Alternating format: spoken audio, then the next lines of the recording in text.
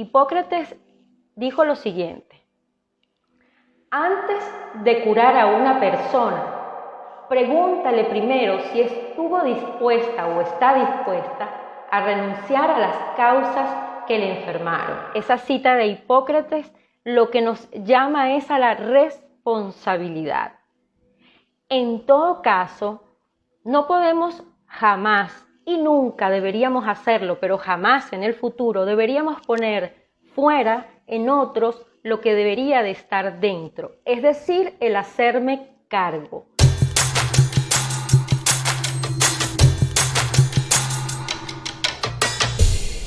Y cambio se escribe con Y, porque solo puedo cambiar yo. No puedo esperar que nada más y nadie más cambie para que yo sea feliz y, en definitiva, consiga el camino de mi propia existencia.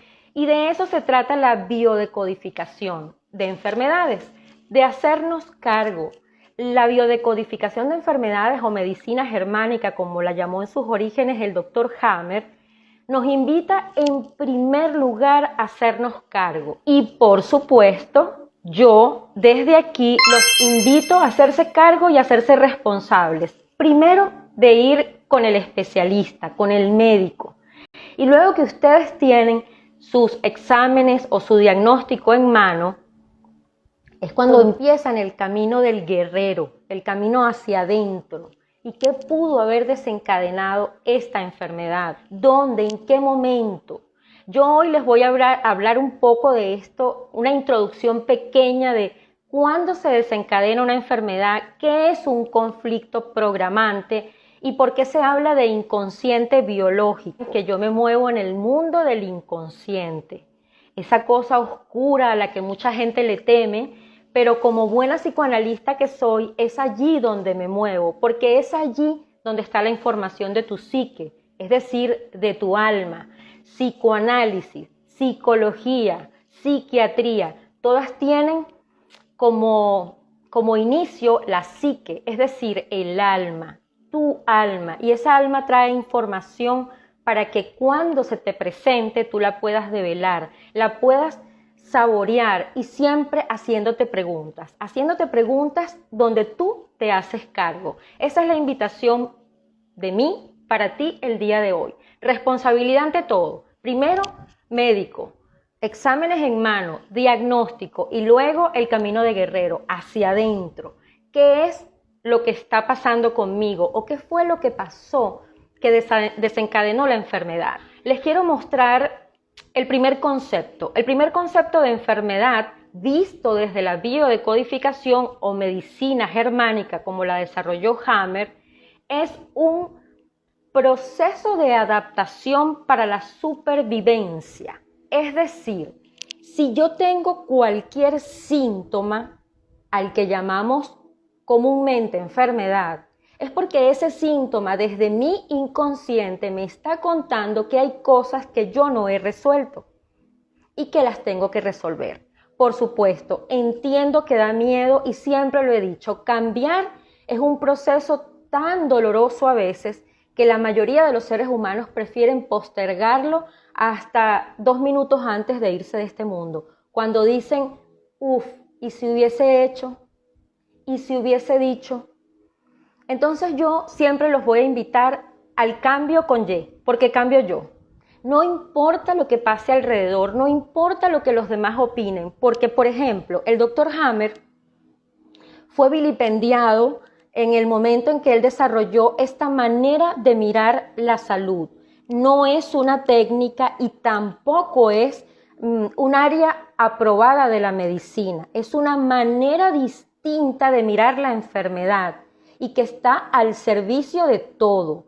Es decir, cuando nosotros aprendemos a decodificar las cosas que nos suceden en el mundo, entonces esa pregunta constante, ese hacerme cargo, se pone al servicio de todo, se pone al servicio de mi salud, de mi pareja, de mi estado financiero, se pone al servicio de todo, porque afuera no hay nada.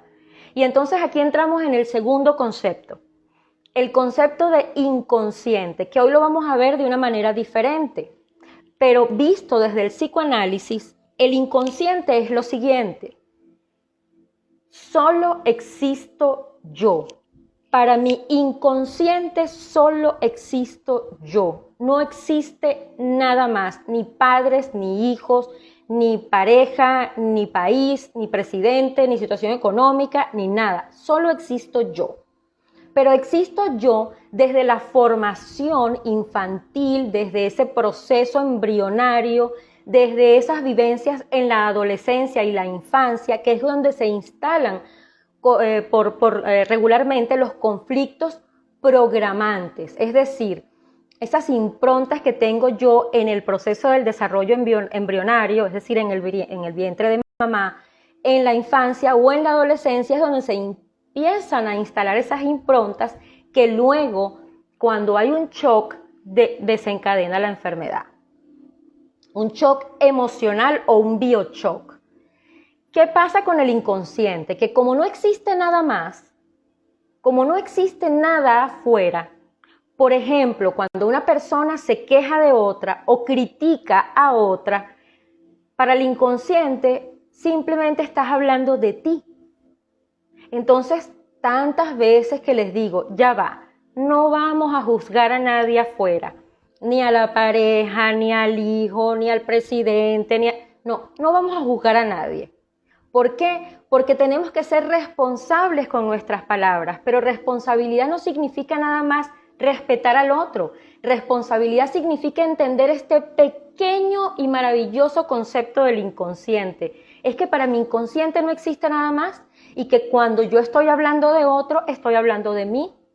Entonces, si yo, por ejemplo, digo, es que esa persona es así, o me molesta esta persona porque habla de esta manera, o porque pone la pasta dental de esta manera, y se desencadena constantemente un conflicto de queja y de juzgar a los otros, para tu inconsciente estás quejándote de ti. Es como que si la pasta dental mal puesta en el lavamanos de tu casa, la estuvieras poniendo tú. Entonces, partiendo de ese concepto, nos damos cuenta claramente de por qué la enfermedad toca la puerta de nuestras vidas. Porque es que constantemente, y lo veo a diario, lo que hace la gente es quejarse de los otros, quejarse de que el otro no cambia, quejarse de que el otro no hace, además de quejarse, exigir, porque encima nos creemos en posiciones de dioses en donde le pedimos al otro que sea como nosotros queremos que sea, para que nosotros seamos felices. Y ese cambio del que yo constantemente hablo, de cambio con Y, porque cambio yo, no va por allí. Va por el lado de vamos a hacer silencio, vamos realmente a entender qué es lo que con mi inconsciente, con mi yo y con todos esos conflictos programantes que traigo o desde el vientre de mamá o desde el sistema de familia o la infancia o la adolescencia, ¿qué es lo que se me está mostrando que yo tengo que transitar? Hacerme responsable, porque lo que está sucediendo afuera, como ya pudieron ver desde el inconsciente, está sucediendo primero dentro. Si se manifiesta afuera, no hay culpables, soy yo. Y me podrán decir, pero es que se dañó el teléfono. Cuando lo agarré el teléfono se dañó, ¿eso también es mi responsabilidad? Sí, porque nosotros somos creadores de materia, y si somos creadores de materia, pues la materia la podemos intervenir con nuestra energía, nuestros pensamientos, nuestro mal humor, y para ustedes contar. Así que nada es aleatorio. También nos han metido mucho en la mente y en nuestra conducta social que tenemos que tener una edad para hacer cosas, y no. Hasta el último día de nuestra vida tenemos que estar conectados a la vida. Pase lo que pase, te amen o no te amen, estén contigo o te abandonen, te acepten o no te acepten, te entiendan o no te entiendan, tu única compañía en tu vida eres tú misma, tú mismo. Cada enfermedad trae consigo muchas formas de mirarlo. Y para cada persona es algo distinto porque, como ya dije, está el conflicto programante que está en la infancia, en la adolescencia y en el proceso embrionario, es decir, en el proceso en el que estamos siendo gestados. lo que están pensando nuestros padres incluso antes de nuestra gestación, es una impronta que queda grabada en nuestras células y que luego en los conflictos desencadenantes, en la adultez o en la adolescencia, es que empieza a manifestarse la enfermedad. ¿Saben que cuando Jesús dijo, yo soy el que soy? Él lo dijo refiriéndose a este aspecto del inconsciente de lo humano. Es decir, si tú eres imagen y semejanza de Dios, es porque eres un Dios en la tierra. Lo que quiere decir que no vayas a buscar afuera lo que ya tienes instalado dentro. Solo que lo hemos olvidado porque hemos dejado que otros piensen por nosotros. Porque es más cómodo estar en lo incómodo que salir de lo incómodo y buscar nuestro propio camino. Ayer alguien me dijo que uno de sus síntomas era amigdalitis. Como ya dije en el inicio del live, primero vamos al médico. En el caso de la amigdalitis, yo indico a mis pacientes que vayan también con un odontólogo, porque muchas veces temas dentales desencadenan incluso tumores cancerígenos. Así que atención a la boca, tenemos que estar pendientes, y lo digo yo que he padecido toda la vida del tema de mis dientes, sobre todo los superiores, porque los superiores tienen que ver con un conflicto programante desde mi mamá. Entonces, claro, la situación dental que yo he tenido tiene que ver con todas las cosas que hasta hoy sigo trabajando y descubriendo acerca de cómo me relacioné con mi madre y cómo ella se relacionó conmigo. Por supuesto, eso no significa que no voy al odontólogo. Voy al odontólogo y voy todos los años, y aún así, pues el conflicto ha salido y yo he tenido que atenderlo. Entonces, lo primero que le diría a la persona con amigdalitis es que vaya al odontólogo para ver si hay alguna caries o algo allí importante que pueda estar generando, mientras dormimos con la boca cerrada, pues muchas bacterias, microbios que se alojan, por supuesto, en el filtro, es decir, las amígdalas, que generan una amigdalitis o esa que a veces no es pus, sino son como unas cositas blancas que se ponen en las amígdalas, que son nada más que como calcificaciones de los alimentos y las bacterias. No necesariamente es una infección, pero sí se tiene que limpiar para que no se convierta en infección. Eso en primer lugar. Pero como ya ven, si yo le estoy diciendo a la persona que vaya al odontólogo y se revise los dientes, y luego llega a mi consulta de nuevo y me dice, oye, fui al odontólogo y sí, resulta que tengo tal cosa en los dientes, yo enseguida pregunto, ¿en qué parte? ¿Superior o inferior? Porque ya sé que superior, mamá, inferior, papá. Y cada uno de ellos representa un conflicto en particular con mamá o con papá. Y entonces, desde la consulta, amorosamente empezamos a trabajar esa relación materna y esa relación paterna. La otra cosa que es un conflicto desencadenante para la amigdalitis es un conflicto que se pudo haber generado en la edad escolar. Representa mucho las notas, si yo era buen o no tan buen estudiante, o si hacía mi mejor esfuerzo y no sacaba muy buenas notas.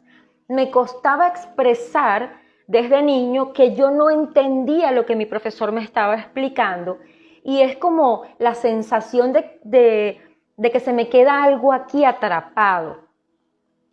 Y además tener que pasar por el proceso de decirle a mis padres que salí mal en las notas. Ese es el conflicto programante, muy probablemente, de la amigdalitis en edad temprana. Pero además, si lo vemos desde el punto de vista sistémico, es decir, del sistema de familia, o de lo que nuestros padres pudieron estar pensando mientras nos engendraban, es qué cosas no le he dicho al otro. Y cómo debo expresarme. Para una persona que sufre de amigdalitis es vital hacer trabajo en la correcta comunicación, porque cuando no nos aprendemos a expresar correctamente, la creatividad se sofoca en nuestra garganta. Entonces, si queremos crear cosas, queremos emprender un negocio o queremos comunicarnos con nuestro jefe porque queremos buscar un empleo maravilloso, porque todo empleo y todo emprendimiento, todo es perfecto. Es decir, que tú quieras ser empleado o emprendedor es perfecto. Las dos cosas son perfectas. Pero en los dos ámbitos siempre vas a tener que comunicarte con otros y siempre vas a tener que crear. Entonces, para la persona que sufre de amigdalitis, es vital aprender a comunicarse. Nosotros creemos que no sabemos comunicar, pero no. Hay palabras, hay estrategias, hay preguntas que realmente nos hacen buenos comunicadores o no.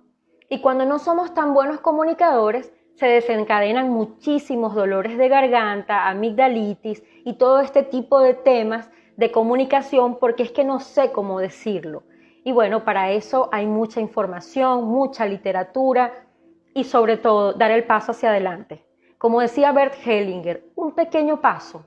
No importa que no lo des completo, da la mitad de un paso, pero hay que darlo, porque eso es hacerse cargo. La otra persona que me escribió fue una persona que me hablaba del cuello, que tiene muchos dolores de cuello.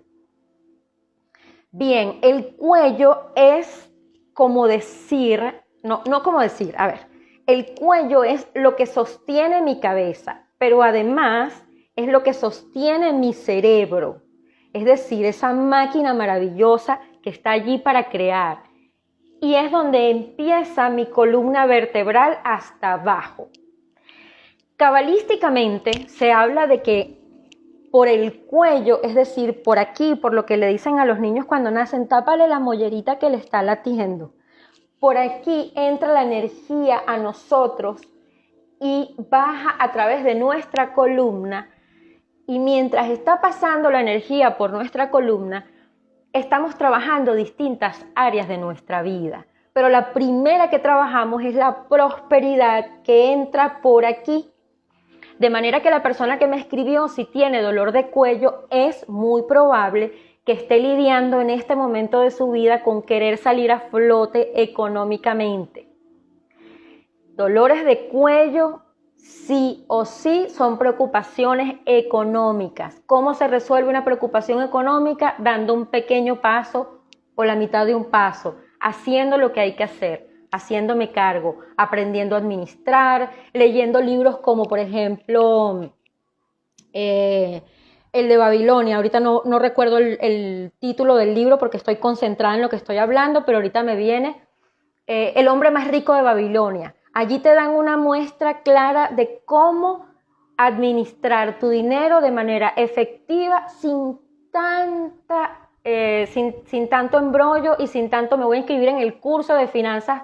No, es maravilloso. Hay que inscribirse en cursos, hay que estudiar, pero si en este momento tu tema es económico, pues no vas a salir corriendo a invertir en algo para que te diga cómo hacer tus finanzas. Entonces, busca el libro El hombre más rico de Babilonia y allí vas a poder ver. Así tengas $1 ahorita, empieza a aplicar esa fórmula con ese dólar para que empieces a ver cómo haciéndote cargo tu dolor de cuello empieza a mitigarte. Otra cosa que tiene implícita el dolor de cuello es una codificación inconsciente en la que yo me estoy negando a mirar la historia. No quiero ver hacia atrás. No quiero ver qué desencadenó esto que tengo hoy aquí porque me da mucho dolor y mucha rabia. Entonces, como me mantengo tieso porque sé que tengo una situación que es incómoda, que es dolorosa, a veces, y es muy frecuente, me duele tanto hacerme cargo que le lanzo la culpa a los demás y además me mantengo tan firme en mi posición que mi cuello se resiente porque no quiero voltear atrás a ver cuáles de mis actos fueron los que desencadenaron el resultado que tengo hoy. Hay otra persona que me escribió dolor muscular en la pierna derecha. Músculo sostiene el esqueleto. El esqueleto es lo que simple y llanamente nos mantiene parados. En ese dolor muscular en la pierna derecha puede haber una indecisión de la vida, es decir, ¿para dónde voy? ¿Qué hago con mi vida? También un tema con colaterales, resolución de conflictos con colaterales, con hijos, mujer, marido, pareja, no sé, trabajo, socios, pero sobre todo como me habla de musculatura, lo que sostiene el esqueleto, es decir, todo mi lado derecho me está doliendo, yo invitaría a esa persona a que también revise lo que puede ser la relación con papá. Definitivamente hay que revisar colaterales, pero si es derecho, hay que revisar una relación con papá, hay que buscar la estructura de papá, porque estamos hablando de músculo que sostiene mis huesos, a ver, que sostiene mi pierna, y mis piernas son las que me conducen por la vida. Entonces, si yo tengo una pierna digamos, disminuida en funcionalidad, yo no sé hacia dónde me estoy dirigiendo, o me estoy dirigiendo sin propósito, o me estoy dirigiendo en confusión, me estoy dirigiendo en estructura. Y la estructura viene de papá. En nuestra psique, el padre es la estructura, es quien me toma de la mano para yo conocer la estructura de la vida. Y mamá representa el lado izquierdo, el lado del corazón, el lado que me conecta a la vida y representa la relación con esa estructura. Es decir, todos nosotros, todos nuestros conflictos con mamá o con papá, siempre tenemos que ponerlos en contexto, en observación, tomar decisiones al respecto y en última instancia siempre agradecer la vida que ellos nos dieron de verdad. Esto no significa, por ejemplo, que si tienes una relación muy tóxica con tus padres, que puede ser el caso, tú me puedes preguntar, pero ¿y qué tengo que hacer? Entonces los tengo que amar. Y si no me nace, jamás un terapeuta, un psicólogo, un psicoanalista te tendría que decir cosa como esa. Jamás. De hecho, sería completamente antiético contigo como individuo. Estaría fuera de la ética de la norma médica o terapéutica decirte es que tienes que amar al otro porque te dio la vida o porque te sostuvo o porque te dio o por lo que sea. No.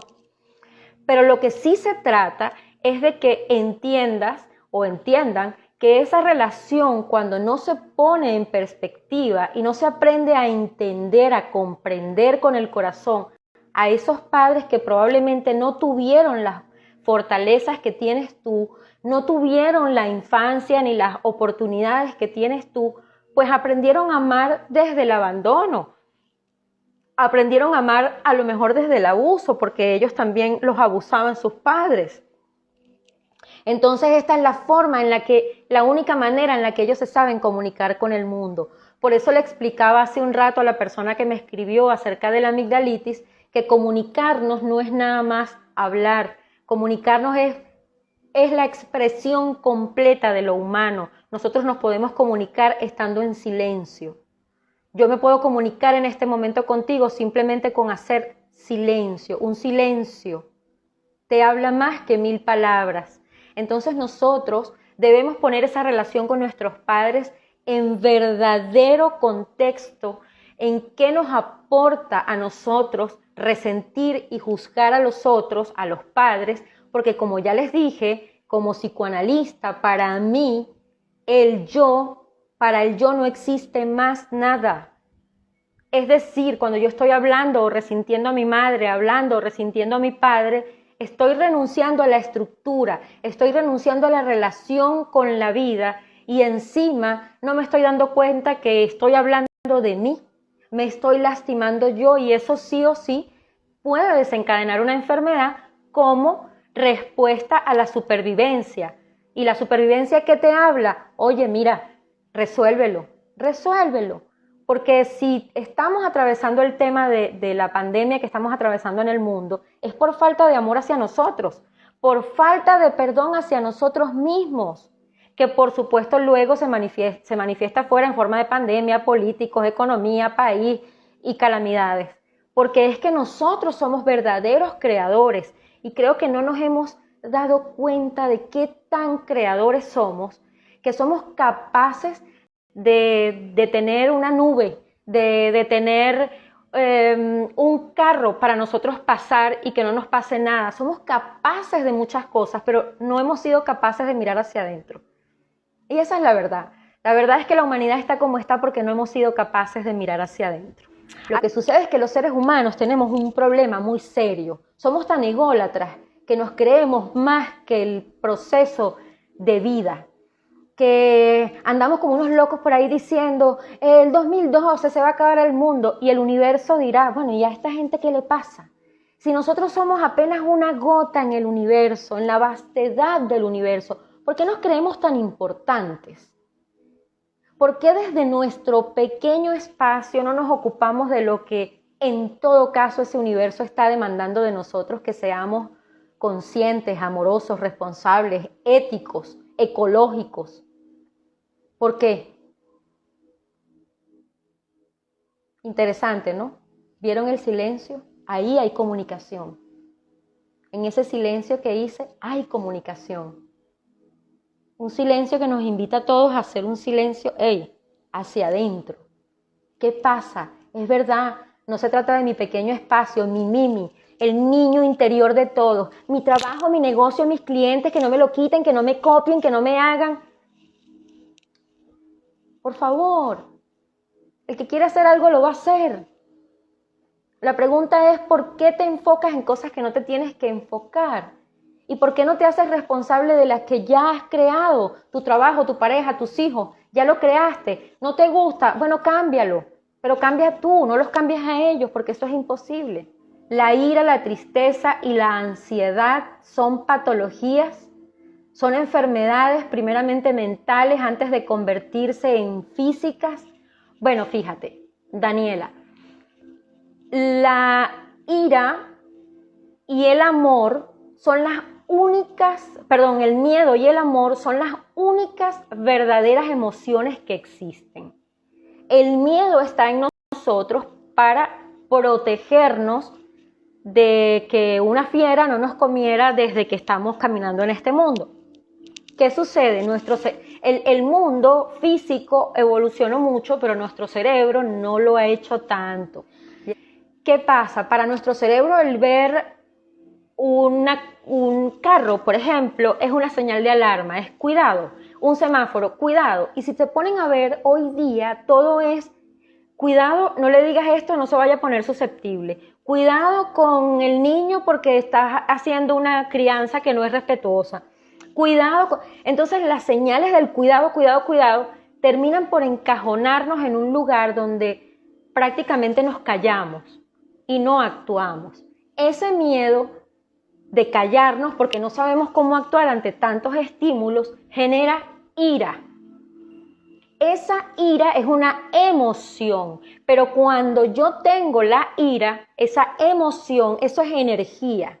Y la energía no se destruye, solo se transforma. Entonces las personas que tienen mucha ira, yo siempre las invito a, ¿qué vamos a hacer con esa ira? ¿En qué la vamos a poner a trabajar para que no destruyas a otros y no te destruyas tú?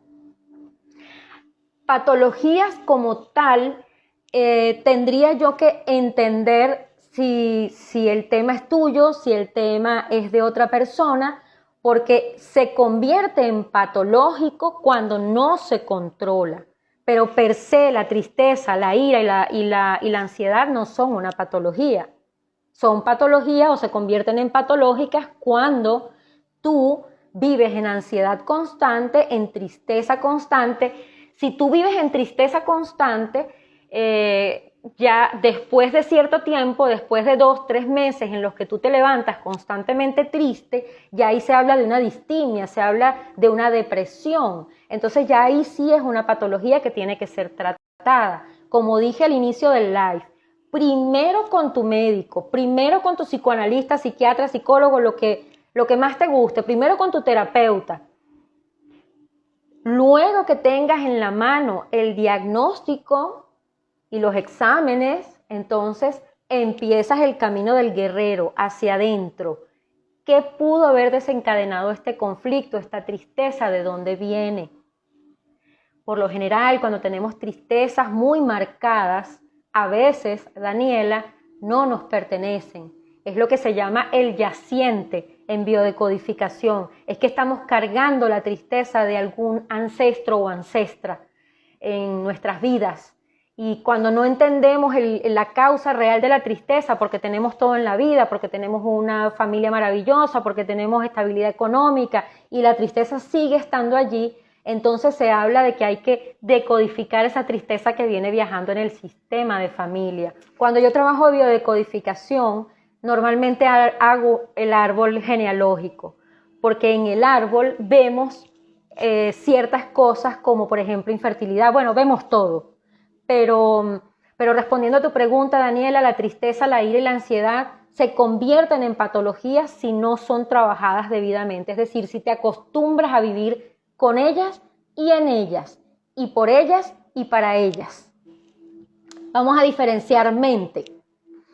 Mente es todo ese estímulo que llega a mi cerebro. La mente no es el cerebro, la mente es el estímulo, la información que llega al cerebro. Y el cerebro, mediante procesos bioquímicos, lo transforma en información que luego se convierte en conducta y es allí cuando se instala en el inconsciente y luego el inconsciente transfiere una información a tu cuerpo donde sí se genera la enfermedad como adaptación. Así que la mente es el estímulo, el cerebro es donde se procesa el estímulo, el inconsciente donde se aloja y luego la conducta o la enfermedad es lo visible para resolver. Varenka, hola reina, tuve varios días con las rodillas inflamadas, la izquierda y la derecha. Varenka, rodillas, humildad, silencio. Si eres de las personas que a todo le tiene una respuesta, si eres de las personas que todo aquello que te rodea es porque la culpa es de la vaca. Rodillas. ¿Por qué? Porque la rodilla es la flexión de mi cuerpo. Cuando yo hago un trabajo de humildad, por ejemplo, ante mis padres, me inclino. ¿Y cómo me inclino? De rodillas. Por lo general, rezamos cuando rezamos, las personas que rezan, yo rezo, pero no rezo el Padre Nuestro o así como rezo comunión con Dios, comunión con la creación, comunión conmigo, con mi propio Dios que está aquí adentro y me arrodillo. Entonces, si nuestras rodillas están resentidas, en primer lugar, el silencio, la humildad. Y la pregunta que te haría es, ¿qué es lo que no terminas de aceptar? Porque las rodillas son la manifestación inequívoca de un ego inflado, un ego que todo lo puede, que todo lo sabe y que todo está en su control. Y eso es la mentira más grande que se cuenta a un ser humano, porque ni todo lo puedes, ni todo lo sabes, ni nada está en tu control. En todo caso, lo que yo le invitaría a una persona con dolores de rodillas es que se dé cuenta que nada está en su control, que la vida es contingente, es decir, pasan cosas, y que lo único que tiene que trabajar es el silencio, el camino del guerrero hacia adentro para enfrentar las cosas que le suceden con amor. Amor es la palabra clave para ti, Varenka, en tus rodillas, en tu ego, en tu silencio, a mí me parece, en yo creo, esas son las frases de las rodillas. De verdad, saludos a todos los que han estado aquí. Me encanta poder servirles, me encanta poder dejarles todo aquello que he aprendido en la vida porque no me pertenece, es tuyo cuando lo necesites. Y eso es lo que me hace estar aquí y ese es mi propósito de vida, servirte. Así que la biodecodificación, así como cualquier herramienta en la vida, a lo único que nos invita es a hacernos cargo, responsables. La herramienta por sí sola no te va a sanar, la herramienta por sí sola no te va a dar nada. Tú eres quien tiene que tomar todo y hacerte cargo. Gracias por estar aquí. Gracias de verdad, los amo profundamente a todos y estoy, recuerden, para servir. Pero no olviden, cambio se escribe con Y porque cambio yo. Y ya saben cómo se cambia, ¿no? Hacia adentro y con amor.